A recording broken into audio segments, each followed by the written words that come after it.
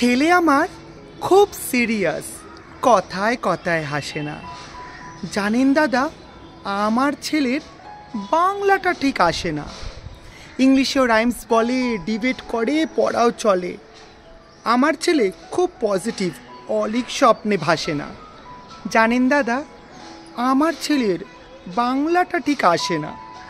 English ওর গুলে খাওয়া, ওটাই ফার্স্ট ল্যাঙ্গুয়েজ, হিন্দি সেকেন্ড। সত্যি বলছি, হিন্দিতে ওর দারুণ তেজ। কী লাভ বলুন বাংলা পড়ে? বিমান ছেড়ে ঠেলায় চড়ে। বেঙ্গলি থার্ড ল্যাঙ্গুয়েজ, তাই তেমন ভালোবাসে না। জানেন দাদা, আমার ছেলের বাংলাটা ঠিক আসে না। বাংলা আবার ভাষা নাকি? নেই কোনো চাম বেঙ্গলিতে? সহজ সরল এই কথাটা লজ্জা কিসের মেনে নিতে? English very fantastic, Hindi sweet scientific, Bengali is glamourless, or place ওদের পাশে না। জানেন দাদা, আমার ছেলের বাংলাটা ঠিক আসে না।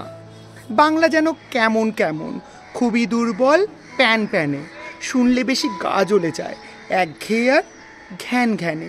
কিসের গরব, কিসের আশা, আর চলে না বাংলা ভাষা।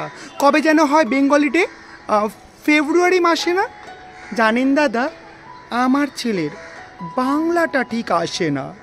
ইংলিশ বেশ বোম ব্লাস্টিং, শব্দে ঠাসা, দারুণ ভাষা। বেঙ্গলি ইজ ডিসগাস্টিং, ডিসগাস্টিং সর্বনাশা। এই ভাষাতেই দিবানিশি হয় শুধু ভাই পিএনপিসি।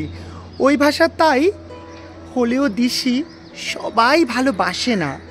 জানেন দাদা, আমার ছেলের বাংলাটা ঠিক আসে না।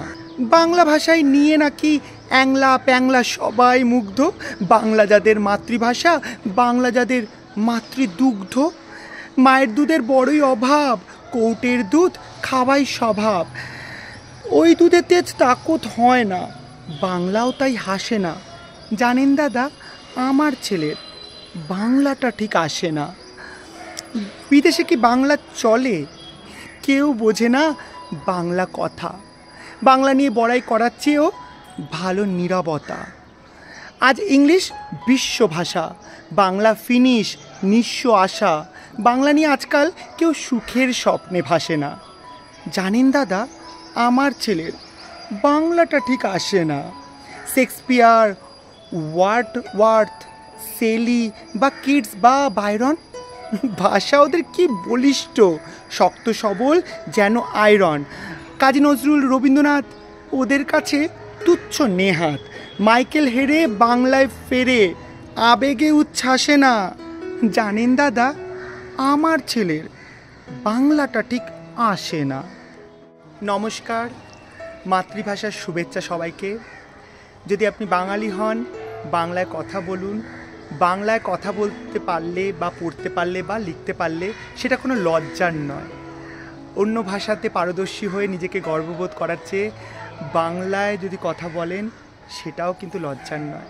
নিজের ভাষাকেও সম্মান দিতে শিখুন। ধন্যবাদ।